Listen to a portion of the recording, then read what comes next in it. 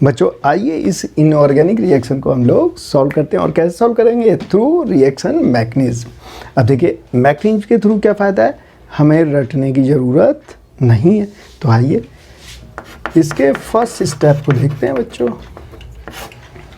पहले क्या देखें, ये देखना क्या है, ये सॉल्ट Na2CO3, ये देखिए ये सॉल्ट गिवन है और 2 आपको नाइट्रोजन के ऑक्साइड गिवन है। तो आप कैसे सॉल्व करेंगे? ये क्या होगा बच्चों, जब से आप वाटर में डालेंगे, किसे, सोडियम कार्बोनेट को जब आप वाटर में डालेंगे तो इसका नेचर कैसा हो जाएगा, बेसिक। सुनना है ध्यान से, कैसा हो जाएगा, बेसिक। अगर ये बेसिक है तो क्वेश्चन सॉल्व हो गया। इसके मतलब ये अगर एसिड बन जाए, NO2 अगर एसिड बन जाए तो क्वेश्चन सॉल्व हो गया। तो कैसे बनाएंगे जरा आ जाइए देखते हैं बच्चों। तो इसके फर्स्ट स्टेप में NO + NO2 ये क्या बन जाएगा, जरा ऐड कर लीजिए। NO2 इसे ऐड करते ही क्या बन जाएगा बच्चों, N2O3। समझ में आ रहा? इन दोनों को जैसे ही ऐड किया मैंने तो ये क्या बन गया, ये बन गया बच्चों N2O3। अब देखो बच्चों, ये था +2, ये था +4 और ये बनाया आपने +3।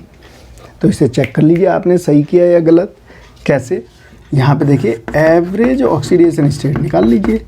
ये आ गया +2 +4 और यहाँ देखिए 1 नाइट्रोजन एटम और यहाँ भी 1, तो ये 6/2 तो आ गया +3।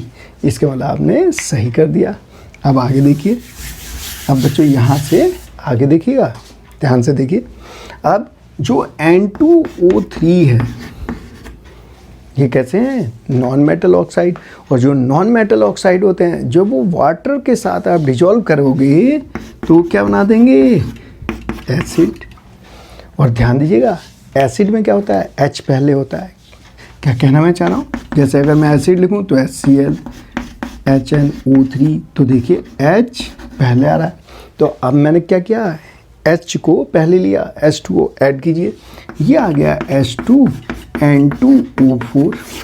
अब इसे देखते ही बच्चे कहेंगे ऐसा एसिड तो पढ़ा नहीं, लेकिन ध्यान दीजिएगा बच्चों, यहाँ से 2 जैसे आप कॉमन लेंगे तो ये देखिए किसका रिप्रेजेंटेटिव है, HNO2 का। N2O3 जो है वह किसका रिप्रेजेंटेटिव बच्चों, HNO2। समझ रहे हैं, नाइट्रस एसिड का। N2O3 में मैं क्या ऐड कर दूँ, वाटर। वाटर ऐड करने पे क्या आ गया, 2HNO2, एसिड बन गया। आप ध्यान दीजिएगा ये एसिड आ गया और ये बेस है तो इसे वाटर में इसे भी डाल देते हैं।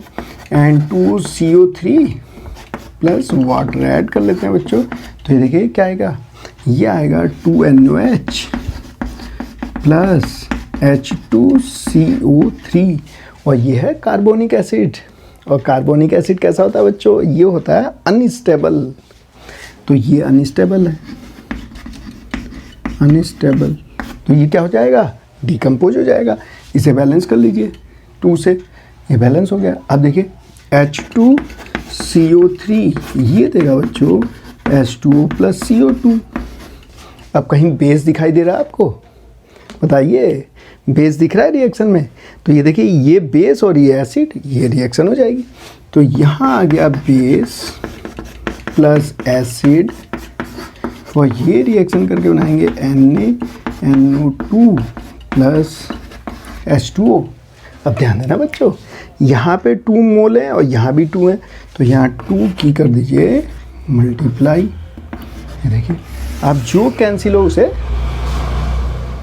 क्या कह रहा था मैं, अब इसमें जो कैंसिल हो रहे हैं बच्चों उसे कैंसिल कर देते हैं। समझ गए नहीं?